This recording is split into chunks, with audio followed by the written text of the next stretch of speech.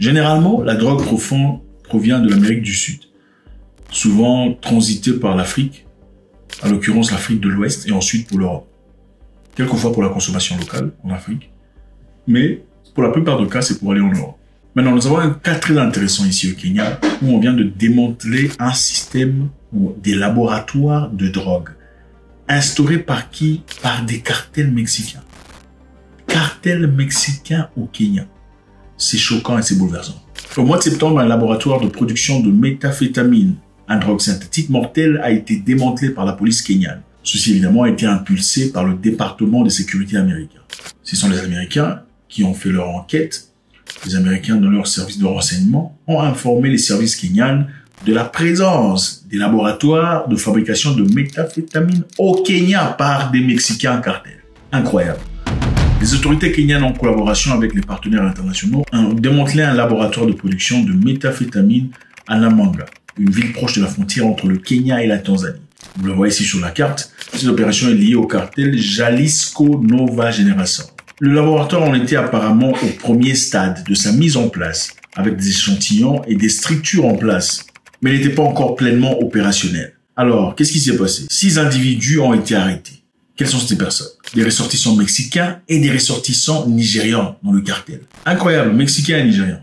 C'est bizarre, vous savez, les Nigériens ont une très mauvaise réputation en ce qui concerne le money laundering, blanchiment d'argent, trafic d'humains, trafic de drogue. C'est incroyable. En fait, il y a une partie du Nigeria. Généralement, on parle de Nigérians, mais les Nigérians vous parleront d'une tribu spécifique nigériane où les gens font n'importe quoi pour l'argent. N'importe quoi. Ils feraient n'importe quoi. Ce sont généralement ceux qui sont arrêtés dans des histoires de fraude. Il y a un grand Nigérian là qui était très connu là, dans les réseaux, dans les médias sociaux. Un monsieur là qui flambait, roulait carrosse, montrait ses voitures, ses grosses maisons et du Gucci du lundi au 30. Il était arrêté pour des histoires très similaires. Et apparemment, ce sont des gens qui proviennent d'une même tribu. Vous savez, quand on parle de stéréotypes, moi ça me fait rire. Oh non, tu stéréotypes en disant que les Camerounais sont impolis. Non mais attendez, combien de Camerounais sont impolis? Les Camerounais, vous avez déjà parlé aux Camerounais, même les femmes. Une femme qui insulte un autre humain, disons les saletés d'entre les jambes de ta mère. Hein? Les saletés, au pluriel. Vous comprenez les saletés qui sont entre... Comment une personne normale pourrait arriver au point de réfléchir? Qu'est-ce qui s'est passé dans l'histoire ancestrale de cette personne? C'est la personne qui t'a offensé devant toi. Toi, tu insultes les saletés pourries d'entre les jambes de ça. Et ce n'est pas un cas éloigné. Écoutez, il faut aller sur Internet pour voir. Quand un Camerounais insulte un Ivoirien, et quand ils ont insulté le chanteur ivoirien, c'est une nation, c'est une culture. L'insulte, ça fait partie de l'identité. C'est normal. Et puis après, quand vous investiguez, vous remarquez qu'au Cameroun, même les avocats sont tabassés par des militaires. Ils sont abusés, déshabillés, dénudés. On comprend, c'est un problème plutôt psychologique. Quand il y a un mal psychologique profond, on est en incapacité de réclamer ses droits. Le premier endroit où on trouve une certaine liberté d'expression, qui est Facebook, on peut facilement commencer à raconter des tropes. Enfin, voilà, il faut se lâcher. Bref, quand on parle de stéréotypes, c'est faux. Hein. Stéréotypes, ce n'est généralement pas tout le monde, mais c'est la grande majorité. Okay? Quand on dit que les gens dansent, il y a le pays, la République démocratique du Congo, les gens dansent. Est-ce que si on dit que les Congolais dansent, c'est stéréotypé? Non, ce n'est pas stéréotypé. Y a-t-il certains Congolais qui dansent pas? Oui, certes, il faudrait toujours des bruches pour confidialiser une théorie. Donc, il doit y avoir des abstentions pour que la théorie soit vraie. Alors, les Nigérians dans cette histoire sont des gens qui généralement sont impliqués dans les choses complètement négatives. Voilà pourquoi ils sont rejetés partout. Hein.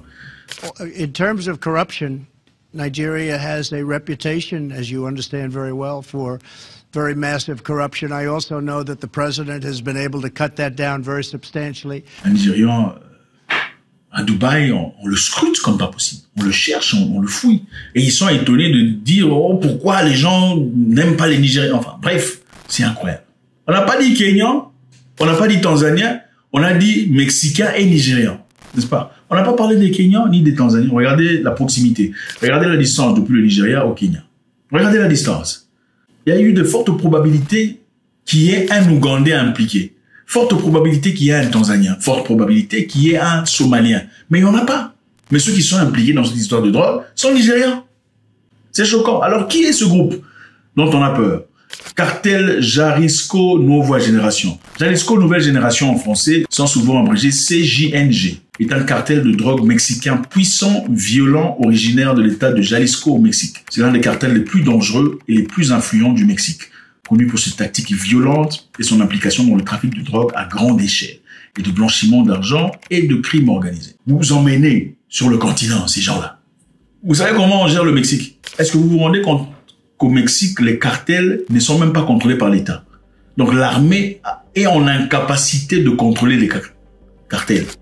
Les gens des cartels ont tellement de pouvoir. Ils ont des armées, ils ont des militaires, ils ont les armements pour faire face à l'armée. Et ce sont des gens qui massacrent des humains. Et si on ne te trouve pas, on cherche ta mère, ton père, ton cousin, ton fils. Et vous voulez importer ces gens-là en Afrique. S'ils réussissent au Kenya, c'est ça que le début. Ils voudront aussi aller en Côte d'Ivoire.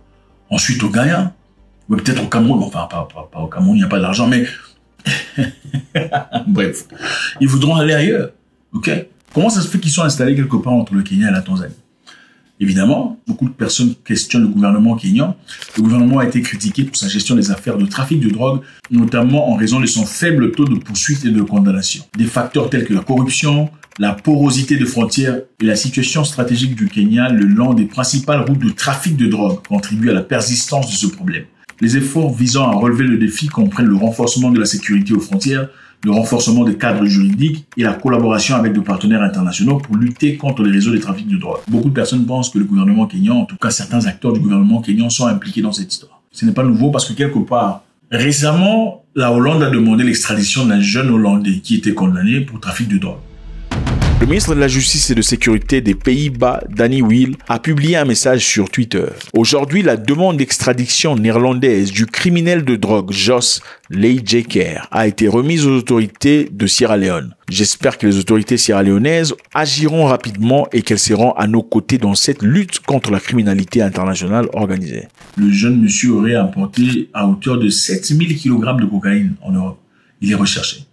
Les Desker ou les Keder, un truc comme ça.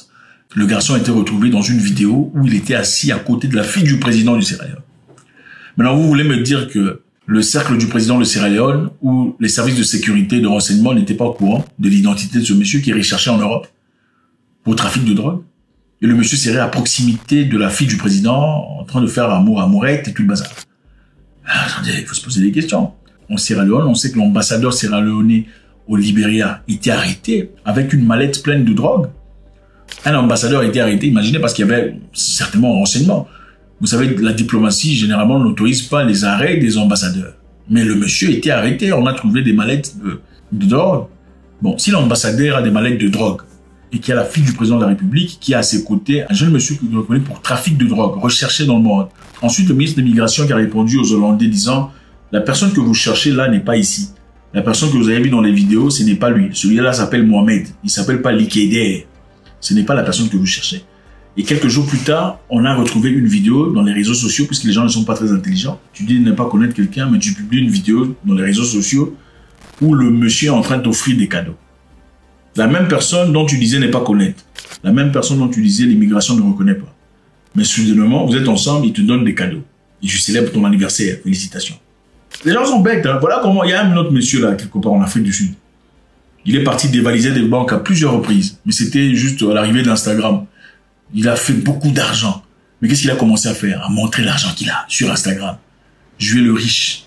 Montrer des voitures, tout bas. On va dire, ah, non, ce garçon, on le connaît. L'argent, il est sorti où? Alors, c'était comme ça. Alors, on se pose la question de savoir, avec tout ce qu'on a comme élément, est-ce qu'on peut pas commencer à suspecter que le gouvernement sierra-léonais est peut-être impliqué dans une histoire de drogue?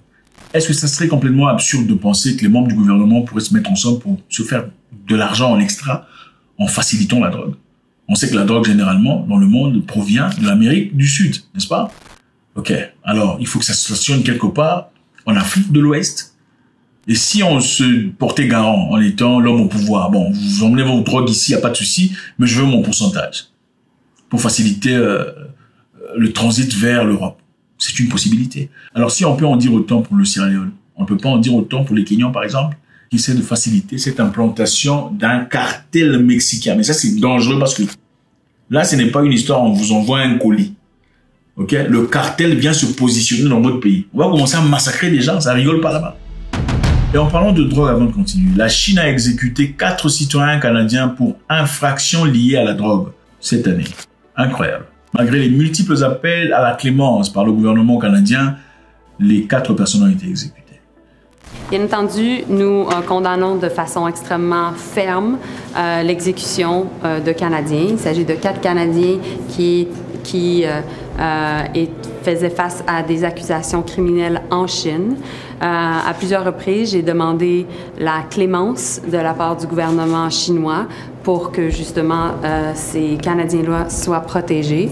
Ça ne rigole pas. Il y a beaucoup d'Africains qui sont emprisonnés en Chine actuellement. Il y a même eu une jeune Kenyane qui a été exécutée, mais ça c'était au Vietnam, pour avoir passé 2 kg de drogue, de cocaïne. Les Chinois ne rigolent pas, chez eux vous faites des choses comme ça, vous partez. Enfin, je pourrais comprendre que les gens quelquefois font ça parce qu'il y a difficulté, besoin d'argent, il y a peut-être maman qui a le cancer, il y a l'enfant qui n'est pas bien. Mais c'est à votre propre risque. Et une Kenyane aussi a été exécutée au Vietnam, malheureusement avec 2 kg de cocaïne. C'est ça. Donc, le besoin de se faire de l'argent, c'est pas facile.